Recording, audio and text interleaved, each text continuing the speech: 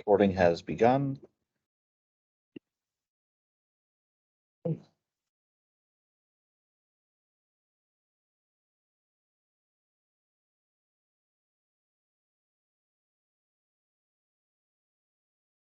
it turns out that today I don't have much going on in the way of notes, and as I was saying a few minutes ago, on Thursday I'll be covering a section that I normally don't have time to cover, and I'm in danger of having a lot of notes for that one. So if I end up having time, I might just wonder if I should just keep going a little bit. Well, we'll see how things go. All right. So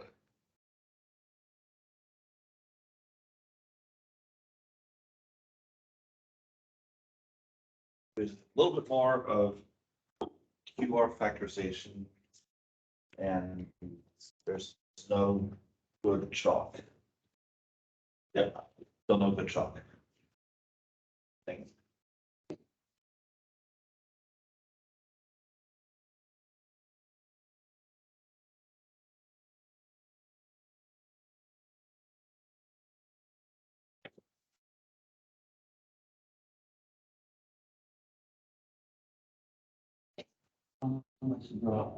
And your job today.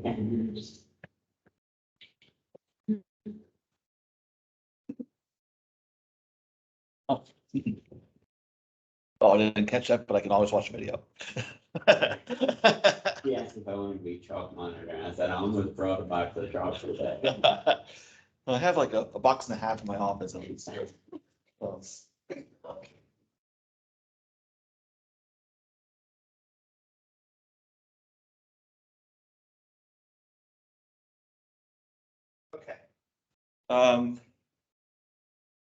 So this is one topic that it's generally covered in an ordinary linear algebra class. But throw a computer in the mix and changes things up a bit. So what we've seen so far is using QR factorization, we have computed what is called the full QR factorization, where A is m by n, and we're still assuming n is greater than or equal to n. Assumption that will go away soon. Q is m by m, a square orthogonal matrix, and then R is the same size as A, n by n, an upper triangular. Now, I've previously broken Q and R down, where Q1 consists of the first n columns of Q, and then R1 is the top n by n block of R. So R1 is square and upper triangular, and also invertible. Okay, so everything I've written so far, this is known as the full QR.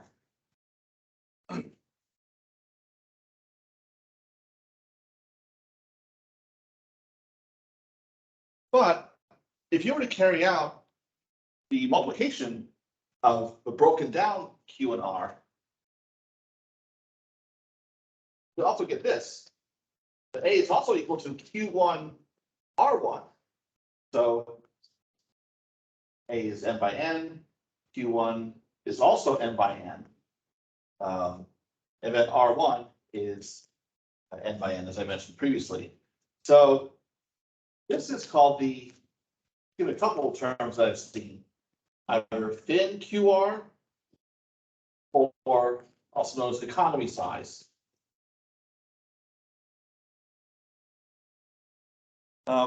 So the thing is, you still have a representation of A. You still have an orthonormal basis for the range of A, that is what Q1 contains. This is enough to solve least squares problems. So still the assumption that A has full column rank, that this 2 norm is minimized if X is equal to R1 inverse times Q1 transpose B. This is equivalent to the solution that you would get if you solved the normal equations. So, but we don't need the full QR factorization for solving this particular problem. All right. Now, okay, so everything I'm going to mention is going to get in writing too. The range A is the same as the range of Q1. Now, this is only true because rank A is assumed to be, and all the columns are linearly dependent. So, so it'd be nice if we had some method for computing just the economy size QR. We didn't bother with Q2, but maybe we can save ourselves some flops by doing it that way.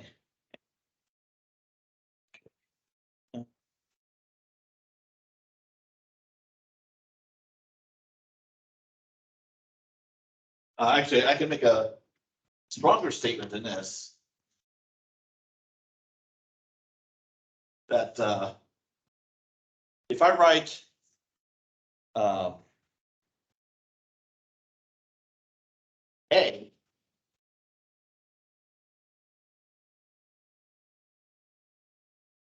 is rid of the column partition, so these are all columns of A, and Q1 a similar column partition, then what we have is the span of Q1 up to QK. So first K columns of this is the same as the span of A1 up to AK. And this is a special case of that. And this is something to keep in mind in terms of actually computing Q1, Q2, and so on in a more economical way.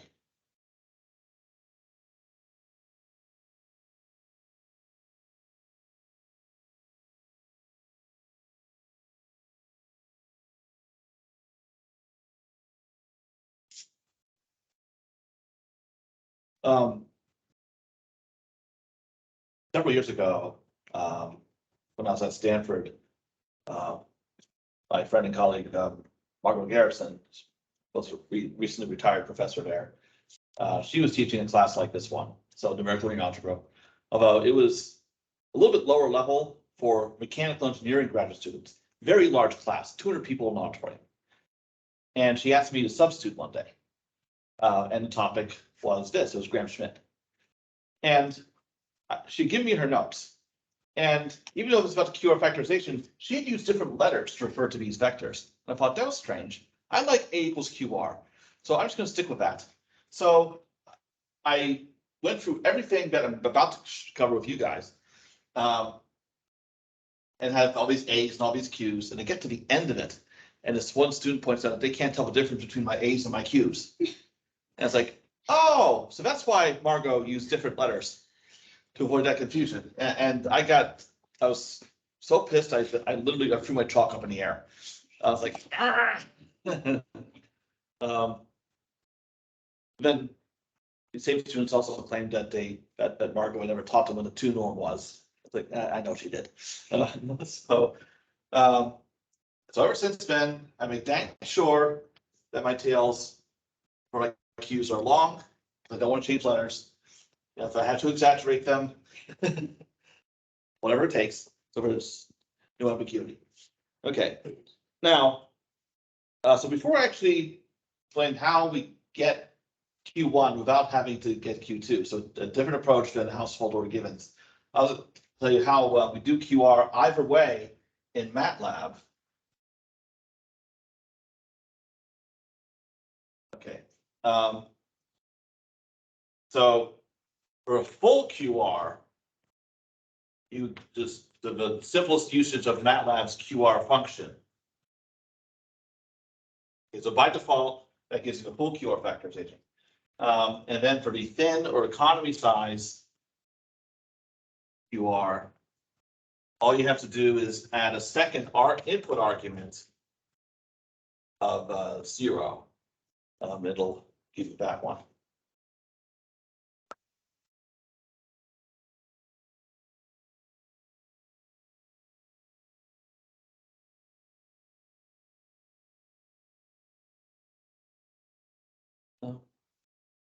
So, actually, is everyone who's here now, I'm with you two and one online, you're all familiar with Gram-Schmidt from some upper class? Okay. So, I'm actually going to show you 2 Gram-Schmidts.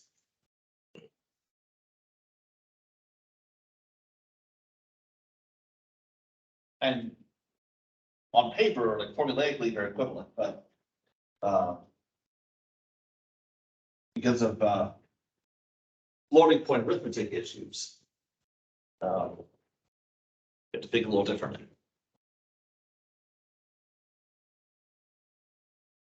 So a first kind is what you would normally see in a linear algebra class. That is called classical. Gram-Schmidt.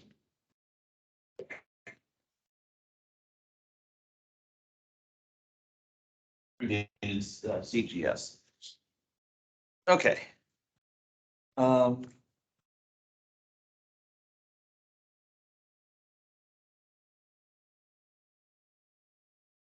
what I'll do is, if I write out and use the same column partitions as before.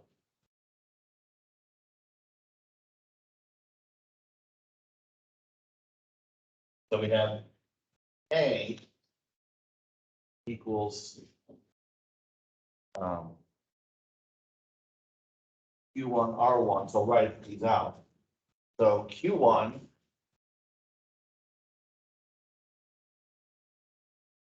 to QN is going to walk my tails. And then for R of a triangle, I'll just write down entry by entry. First row, second row, all the way down. Okay. All right.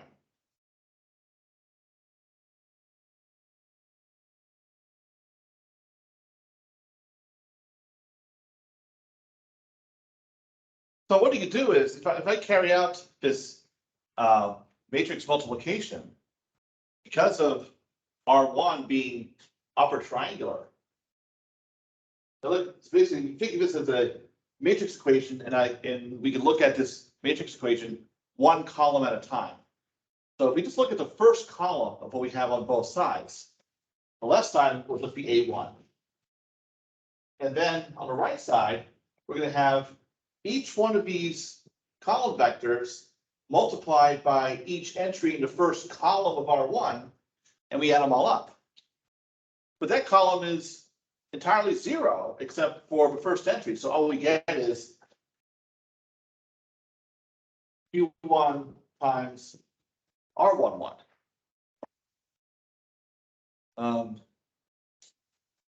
Now,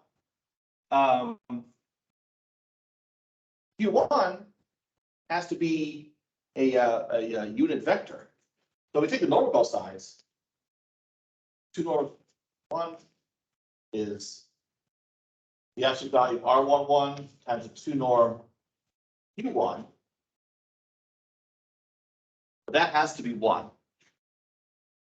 So So that tells us that R11 is plus or minus the 2 norm of the first column of A.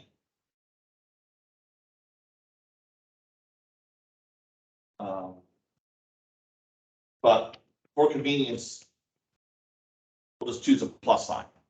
So that way we have our diagonal entries positive.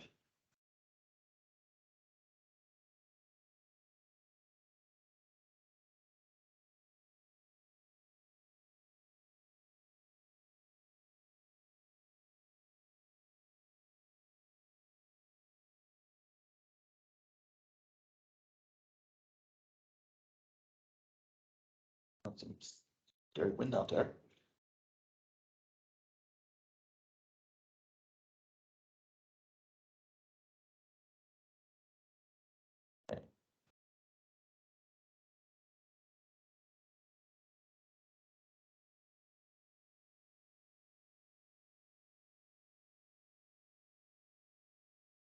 So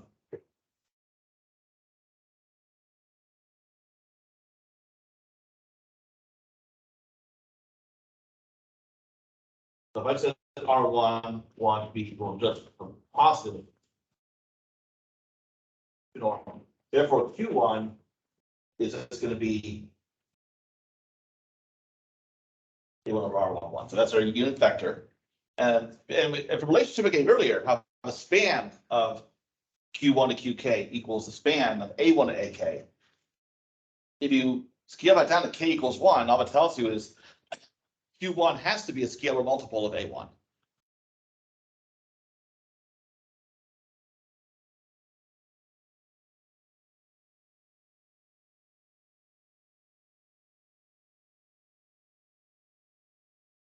Now, if we return to the matrix equation, look at the second column.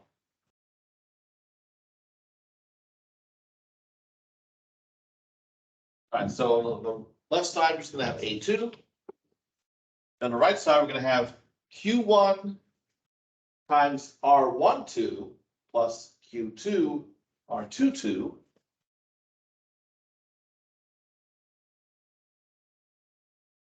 Oops.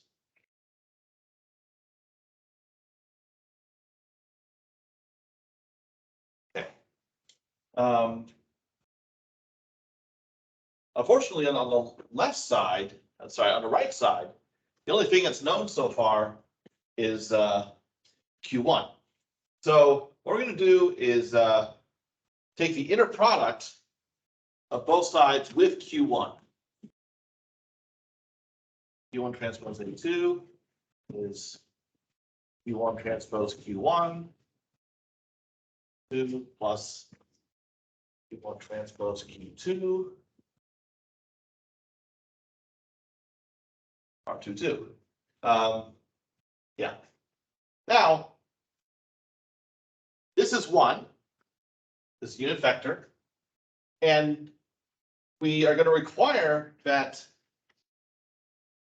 this be 0. That whatever Q2 is, it's got to be orthogonal to Q1. So that tells us what R12 is. So R12 is equal to Q1 transpose A2.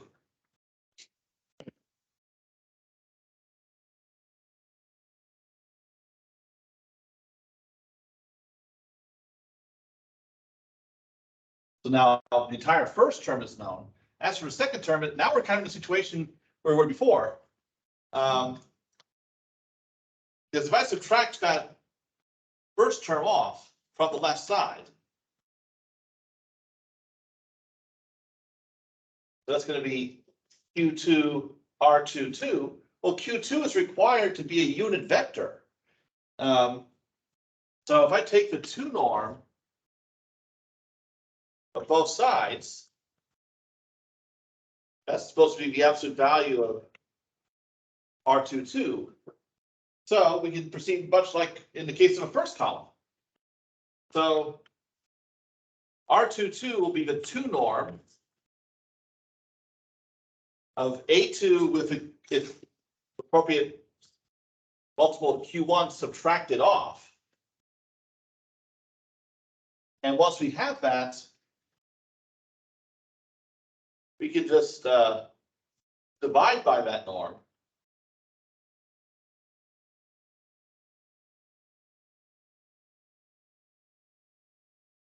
And now we have our second column of Q1, and we also our second column of R1 is complete.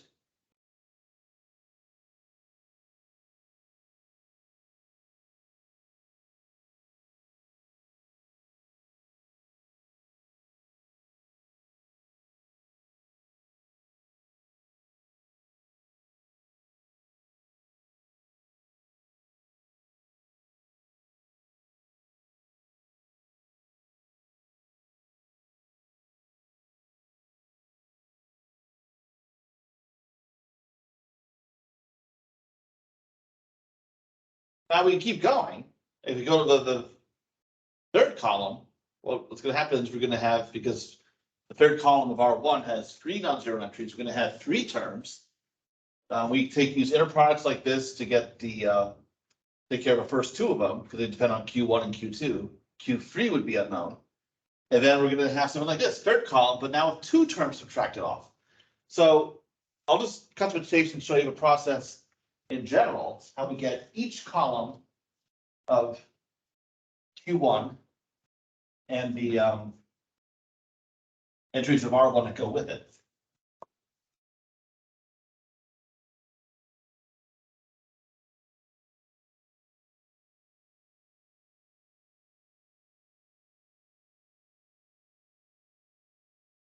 So we have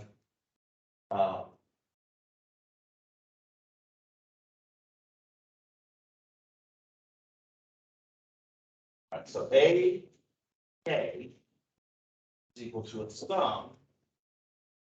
J equals 1 to K of R J K Q J, where at this point in the algorithm, all of the Q's are known except for QK.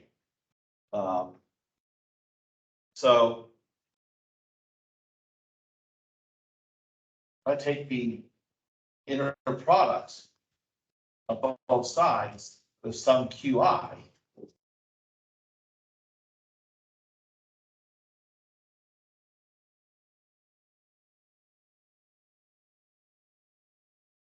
Then all of those inner products are 0, except when J is equal to I. And so this is equal to Kronecker delta IJ. So 0 if I and J are not equal, 1 if they are equal. So the only thing that survives from this sum is what?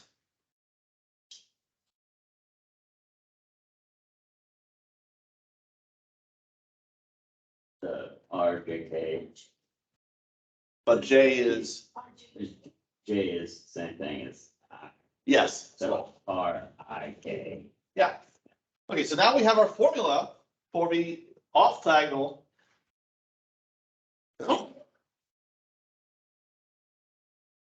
the off-diagonal entries of R1.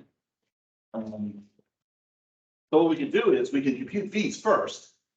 This is for I equal 1 to up to K minus 1. It doesn't help us with QK because we don't know QK yet. But then,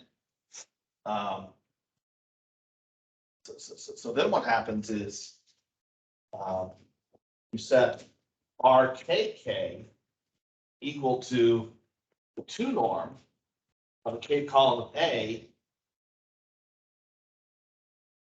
And all the terms in this sum, except the last one, subtracted off.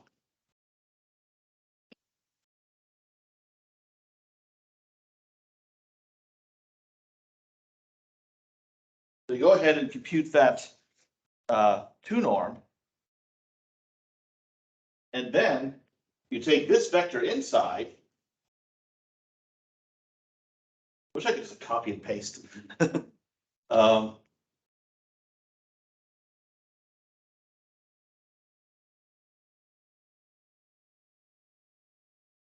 And probably could call this something else, but.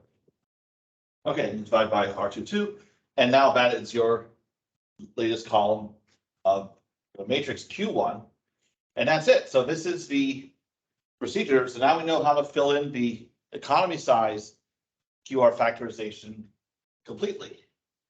And I can write out the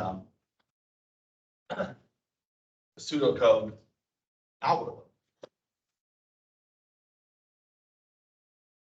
that one can fill up in MATLAB, but I did not assign that problem. Okay. So you can loop over all the columns of A.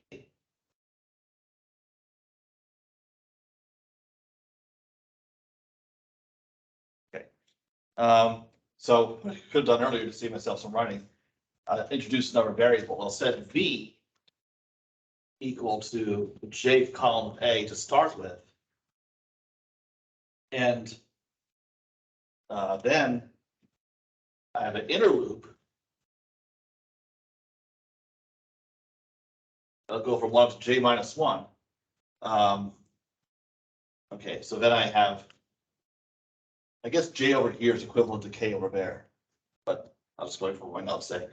So that would be QI transpose AJ, which makes sense because R1 is equal to Q1 transpose A. So that relation between these matrices, this is what it looks like on a entry by entry level.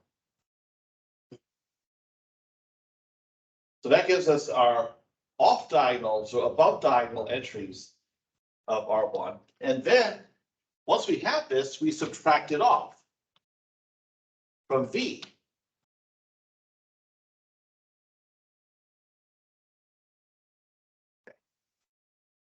Now, by the time we get to the end of this inner loop, this whole thing has been computed. So this right here is my vector V. With all the components in direction of previous Q vectors subtracted off. So now all I got to do is take the, so that means that this right here is also V. Then I have to take a 2 norm of V. So RJJ is a 2 norm of V. And then to get the next Q, I'll just take V and divide it by that norm. And that's it. That's the algorithm for classical Gram-Schmidt.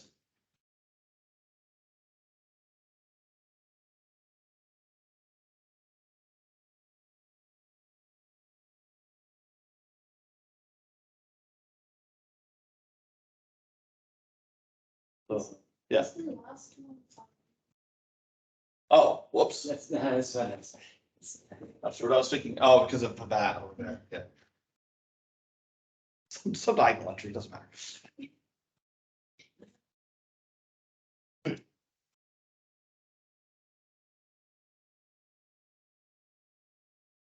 Question.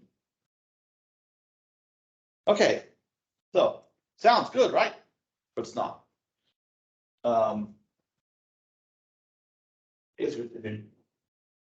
You're regularly in algebra class and you're working on paper to orthogonalize a few given vectors, then this approach is perfectly fine.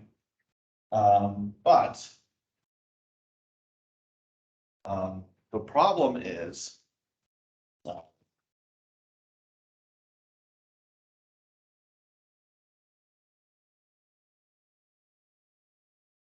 this is numerically unstable.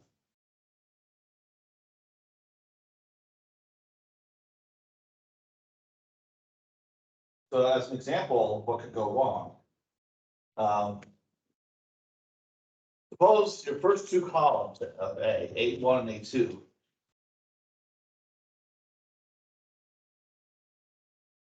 they are nearly parallel.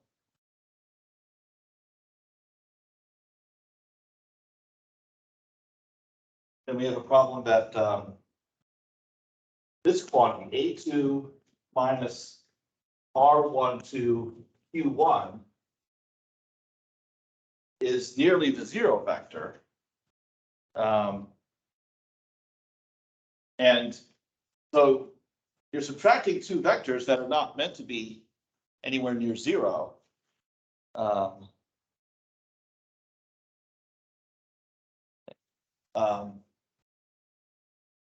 the result is nearly zero. So this is an example of catastrophic cancellation.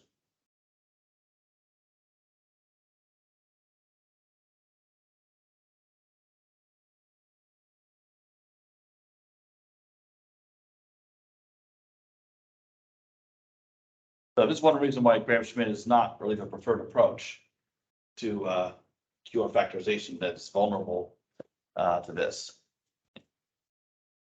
All right.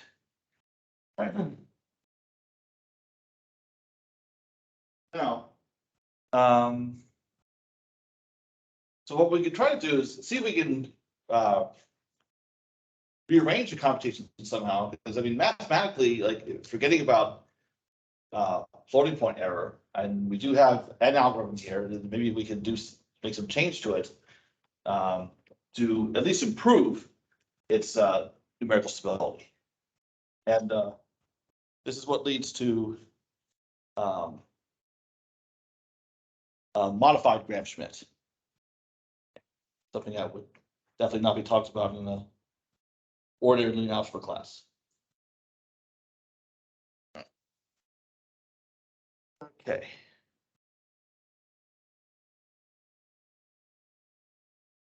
Oh, I actually want to leave this on the board.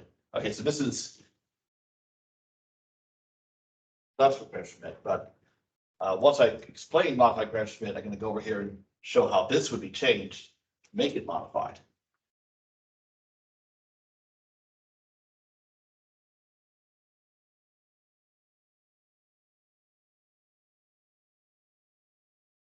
Dr. Lambers. Yeah. I think I missed something at the very beginning of the process, and so my mind is just spinning in circles. Oh. At the beginning of the classical Gram-Schmidt, what is R? Okay. So R consists of so all of these entries arranged in an upper triangular matrix. Okay.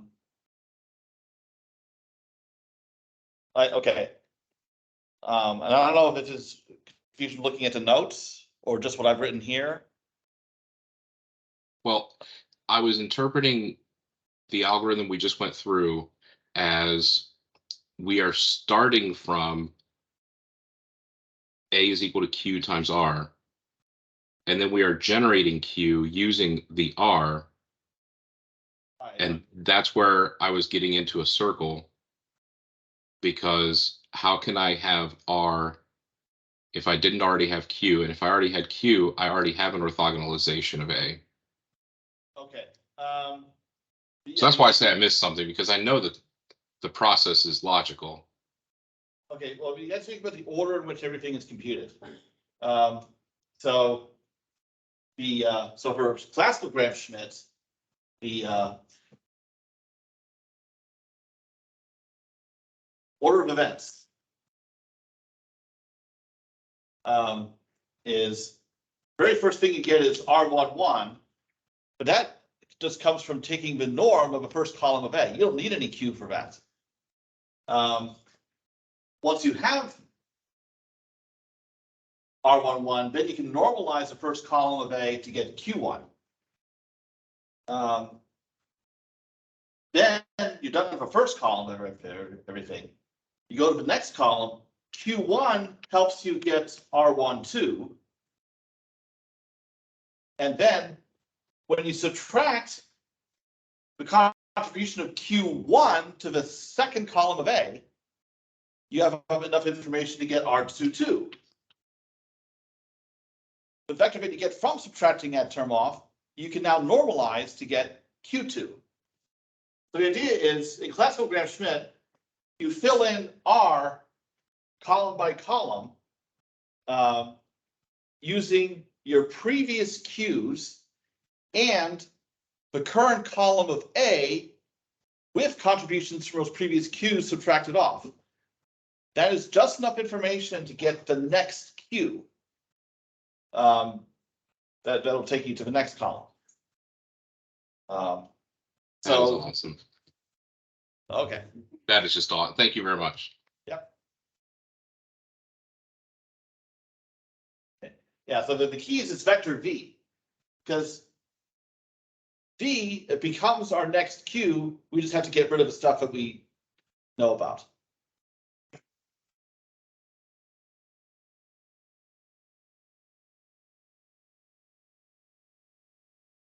All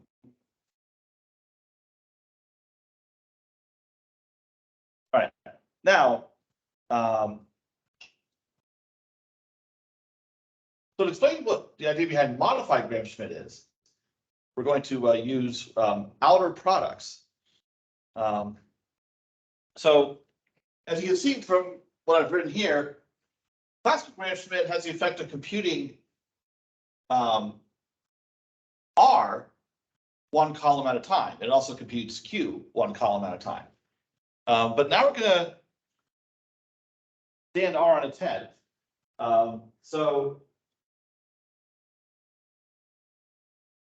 I'm going to write R1, which is my square matrix R, in QR Factorization, using a row partition rather than a column partition. So I'm still going to use the same column partitions for A and Q, but not for R. So R1 transpose, R2 transpose, and so forth. Those are the rows of R1. Okay. So I can, based on properties of matrix multiplication, since A is equal to Q1 R1, I can write that as a sum of outer products, Jth column of Q times the Jth row of R transposed. So here we have outer product.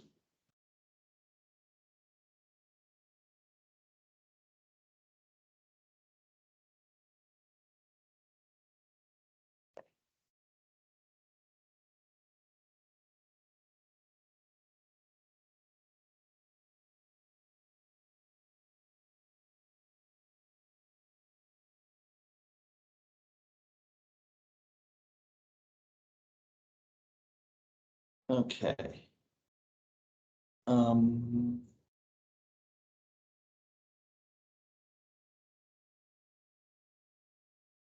So here we have a matrix equation, and we can look at this matrix equation column by column, which is actually what we did last time. But just that now what we're looking at column by column is different.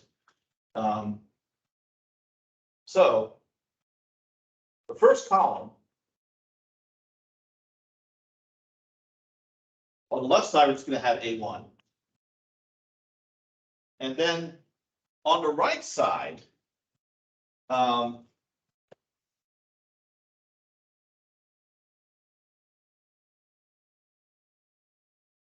what each one of these, wait, before I'm getting ahead of myself here. I need to explain what each one of these outer products looks like. So QJ RJ transpose, all it does is it makes n, this is an n by n matrix, so it's going to make n copies of a vector QJ.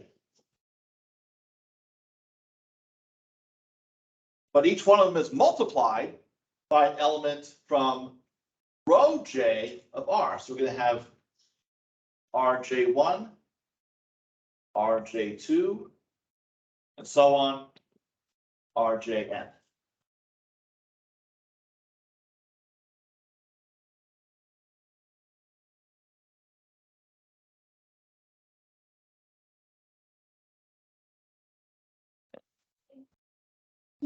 J is the column vector. Yes. Okay.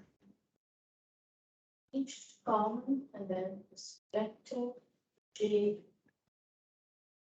Yes, that's, so each column is scaled by these numbers.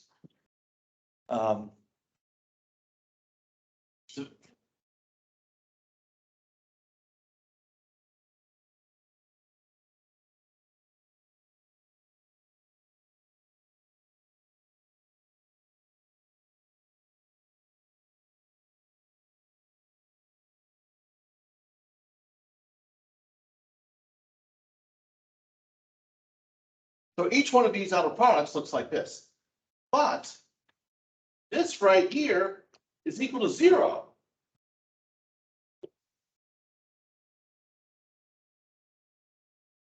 Unless J is equal to 1. So every single one of these outer products that I'm adding up here, the first column of each one is 0, except for J equal 1. So that tells me that A1 is equal to this contribution for J equals 1. So it's going to be Q1 R11. And now we've seen that relationship before when I was doing classical Gram-Schmidt. Okay. So we can do the same thing as before. R1, 1 is 2 norm. A1, Q1 is A1 over R11. Okay, so nothing new here. So it's when we move to the next column that things change a little bit.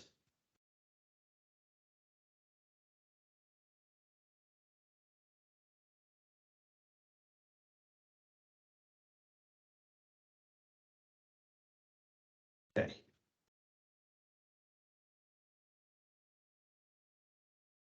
That RJ1 equals 0, that condition is just coming from because R is a function. Yes, that's why. Yeah. Yeah. Oh, yeah. Okay. So now that we have Q1, I could go back to this equation and take the inner product of it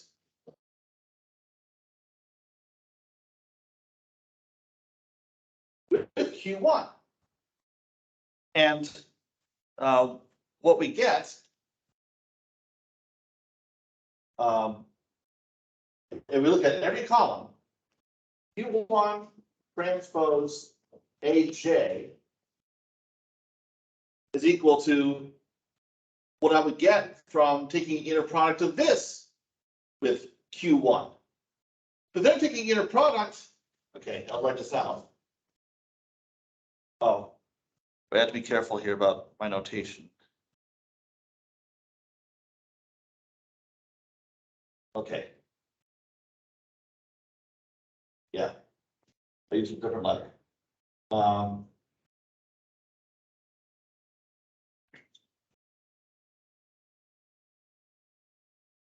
Okay, something is.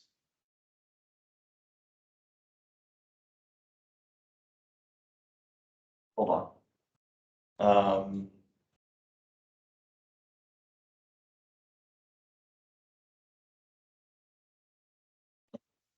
Okay.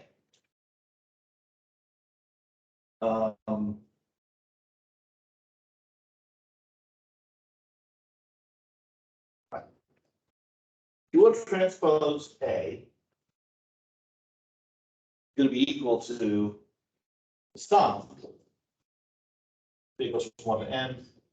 Q1 transpose QJ RJ transpose. But this inner product is 0 unless J is equal to 1. So by taking the inner product of Q1 with A, I've revealed the first row, the entire first row of R.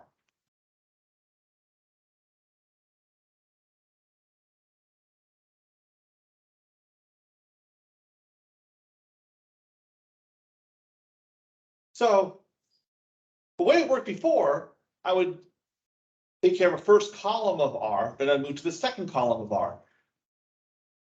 But once I have Q1, I can get the entire first row of R before I get any of our Qs. So it's a very different order of events than what the classical does. Okay.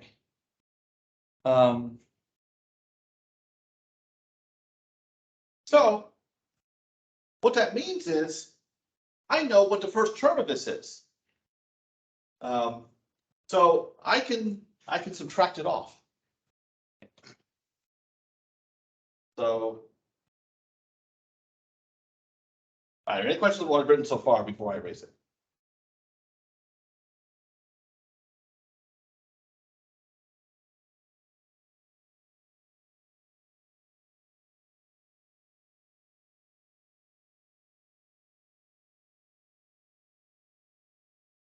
I guess the main relationship here.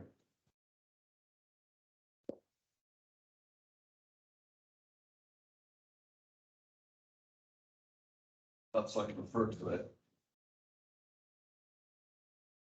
Okay. So I know Q1 and now I know R1 transpose. Now I can define, call it A2 is A minus the first term of this.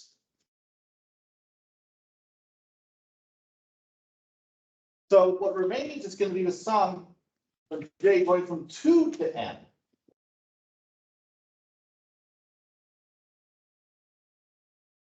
That's still J inside. It starts with J equal 2.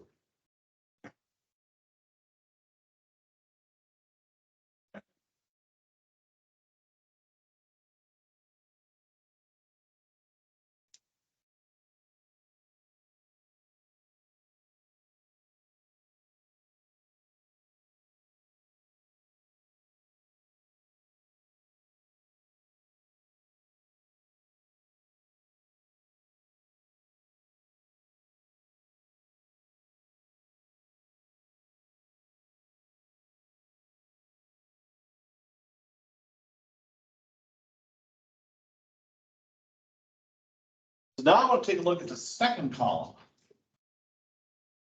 of this matrix equation. So on the left side, it's going to have a second column of A2.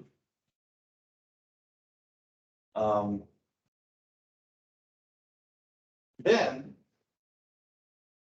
here, the first row of R is gone. We only have rows 2 to the bottom that are in here.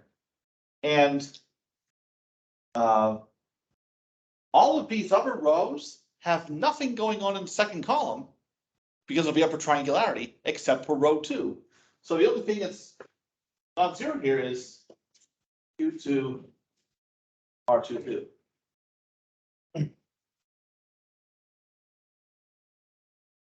So for that, we can compute R22. That's what's the 2 norm of A22. Oh, it's a lot of 2's there. And then to get Q2, just scale.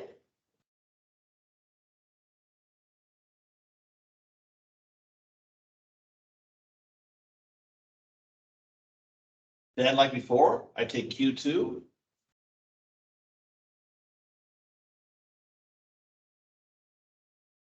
And take the inner product with this matrix equation. So I'm going to have A2 on the left. And what that's going to give me is, if I take the inner product of this with Q2, the only term that survives is R2 transpose. And that is the second row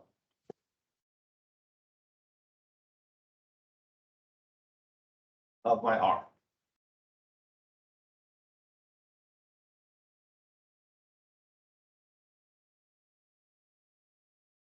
So I use this to get R23, R24, up to R2N. So that fills, so now the first 2 rows of R filled in. So now I can just keep going.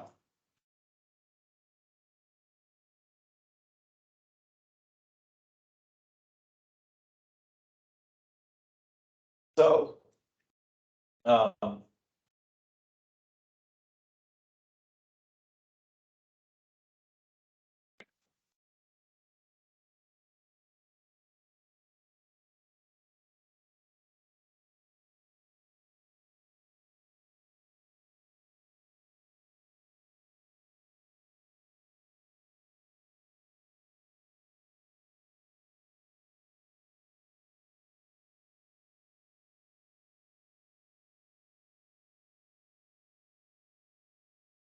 Any questions about what happens here? Okay, so what happens is, so as classic Gram-Schmidt fills in R column by column, here we're filling in row by row.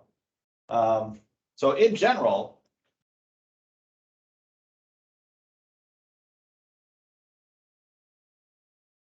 what we have is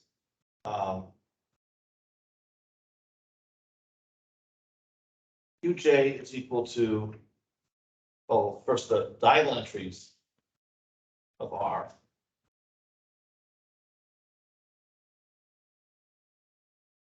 Okay.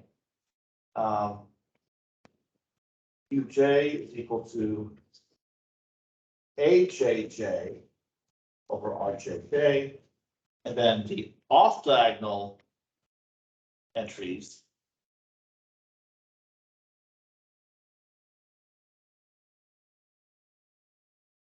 transpose A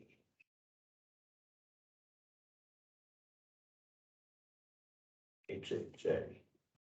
Wait. Oh, that's not right. AIJ.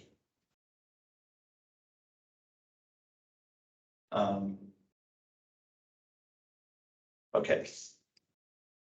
Or transpose A. Yes, that's right. It's for J equal.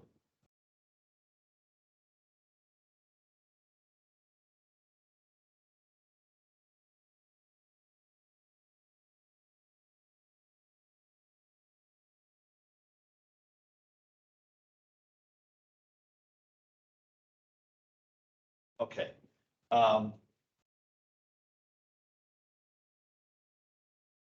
Where I need to be careful how I define all this.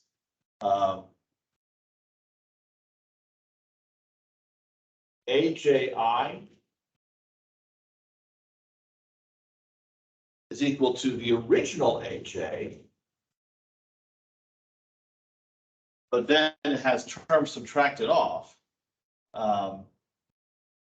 So what we subtract off is, I have to be careful about this.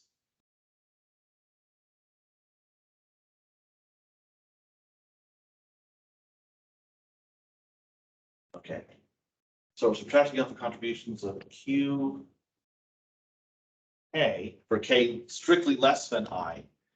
And then I have to pick a right entry of R. So that's going to be okay.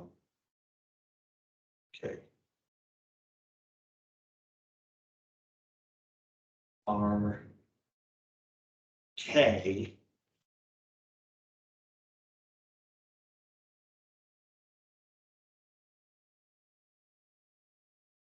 J.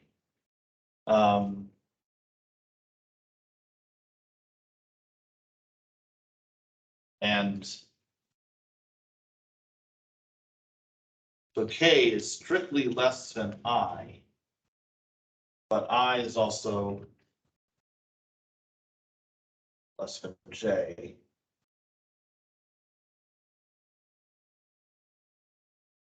Less than or equal to J. Okay, yeah, because these entries are non-zero only if K is less than or equal to J, because of a triangular. Okay.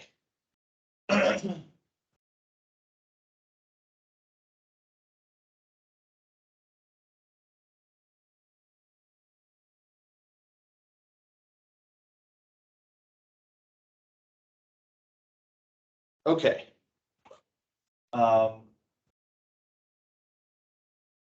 So how you could code this is for each J, get the diagonal entry, get your new Q,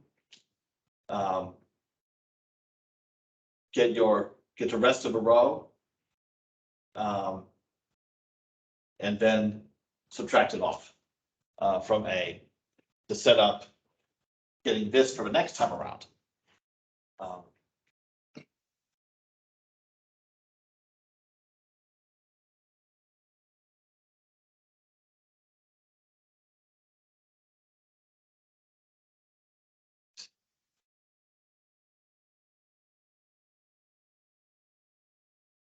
Right, so.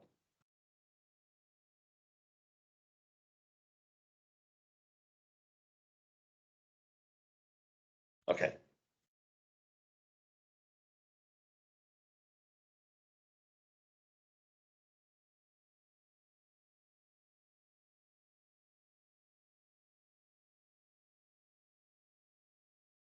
Now, here's a really strange part of all this, because what I could do is write a pseudocode type algorithm like this one that will compute these things and therefore explicitly show like, okay, we're computing the entries of R row by row.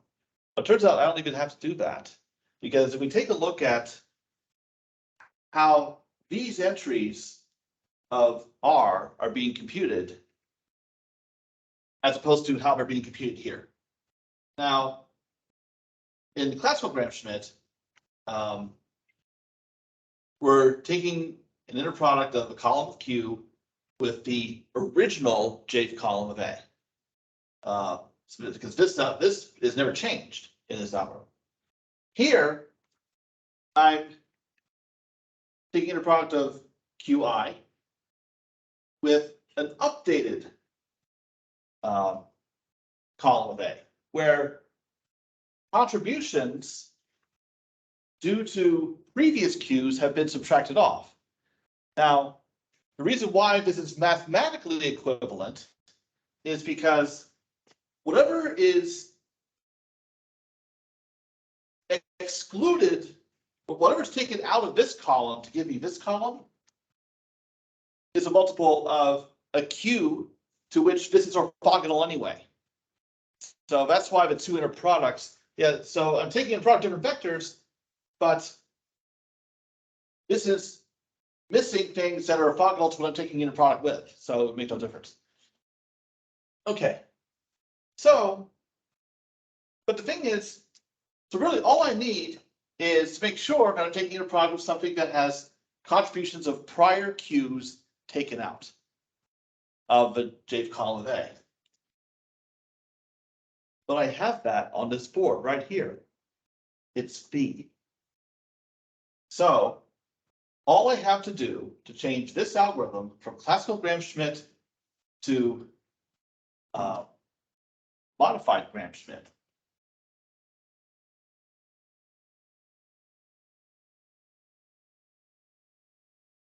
is to Qi transpose B. And that gives me modified Gram-Schmidt.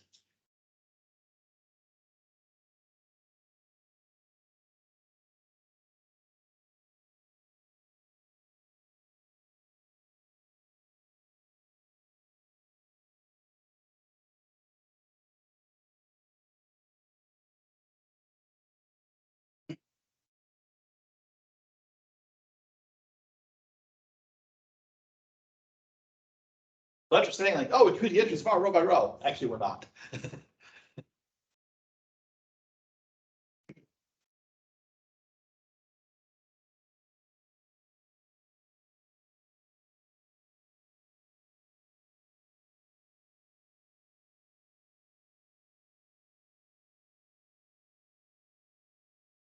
Okay.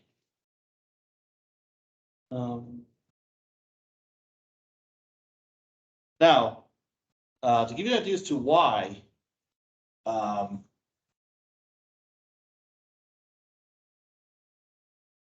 it, why this really matters from a floating point arithmetic perspective.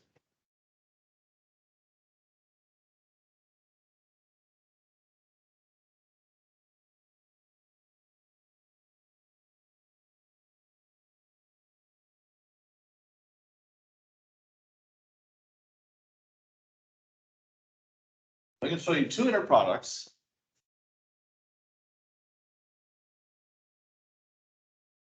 This is steric one. It's U transpose V. And then U transpose V plus W, where U transpose W is 0. So U and W are orthogonal. So Therefore, these two inner products should be equal.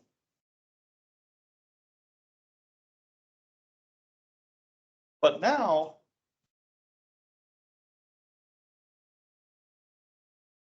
what if the true value of the inner product, U transpose V, is very small compared to the magnitude of W?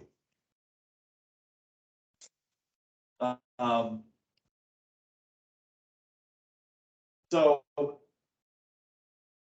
because I can write this as U transpose V plus U transpose W. And okay.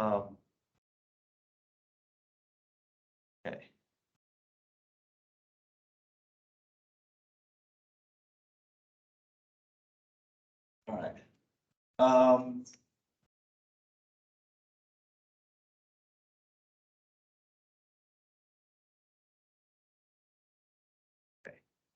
For some reason this isn't working as well as I had hoped, but because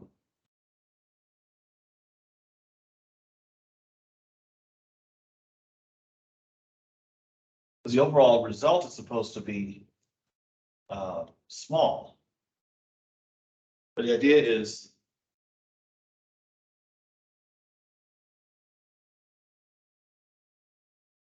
that it can include cancellation error. That if you know that W is orthogonal to U, you want to exclude it and just focus on B. Oh, okay, because You would minus both sides, then you have that minus the transpose W. wait, Oh, no, never mind. okay. Because this equals sum, J equals 1 to N of UI times VI plus WI. But if you think this is a single number, like not broken up. But this whole inner product is supposed to be something small. And what you'd be doing is you might be adding up large numbers to getting a small result. And when that happens, that's when cancellation error occurs. Whereas if this was not included in it, then hopefully what you're adding up is smaller. You may still get some cancellation error, but not as much.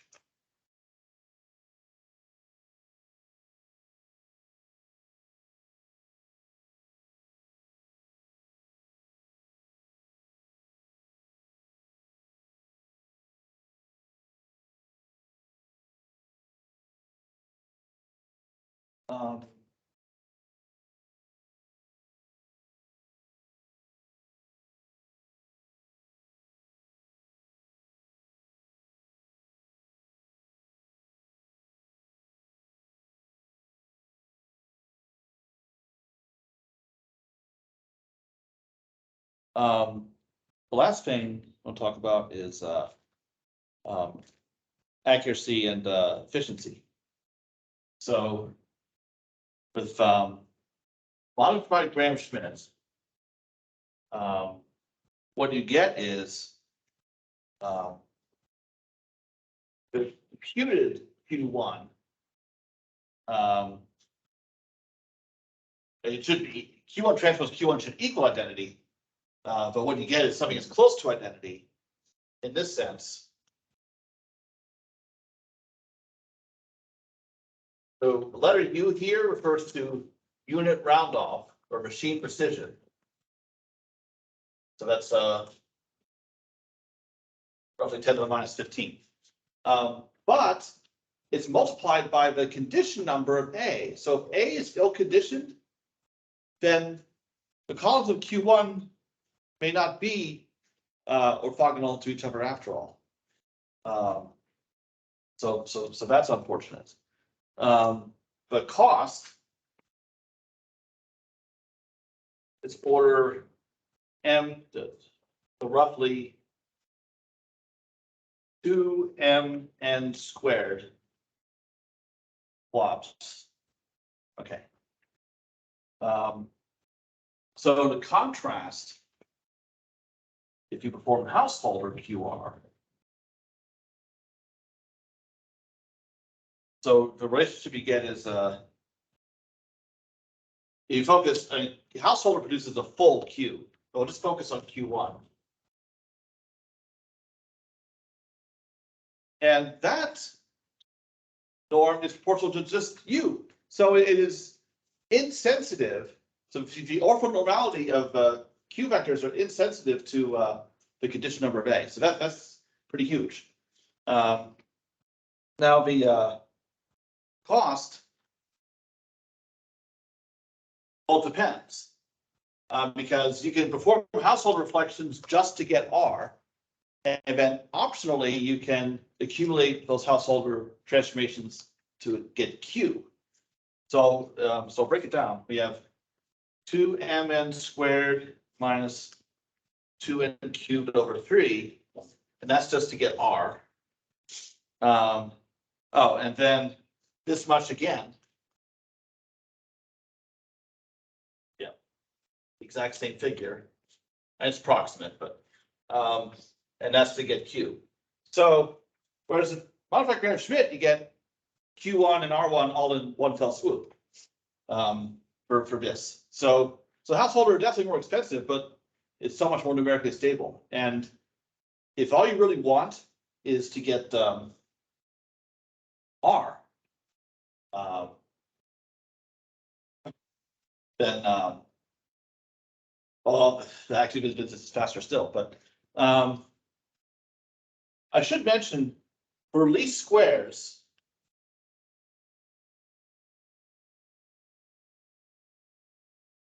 with whatever QR approach you have, you're solving R1X is equal to Q1 transpose B.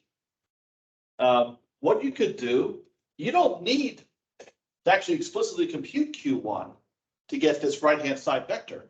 All you got to do is whatever givens rotations or household reflections you're applying to A, also apply them to B.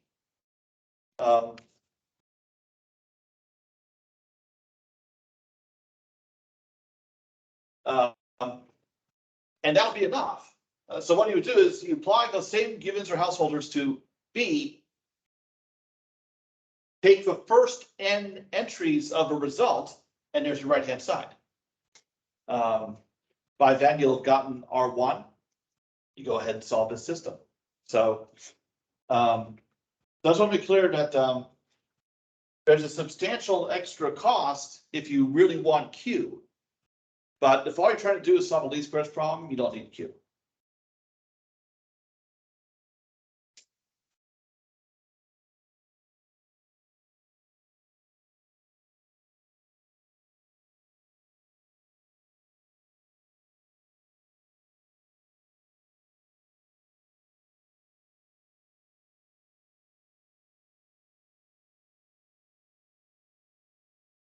Okay, I've come to the end of the notes. Any questions about anything, including homework? What? No, I said also, just from this. Okay. I keep forgetting that because my other class is Cal 3, they have online homework, and so I don't have to do any grading. But remember, I still have to do grading here. So actually, I should see. I don't even want to know how many items have piled up. So a nice canvas dashboard. Oh, okay, 4 quizzes and 3 homeworks. Okay, that's not so bad. Helps to have a small class. So soon I will get to those. All right. Well, there you have it, I guess. So rank deficient least squares next time.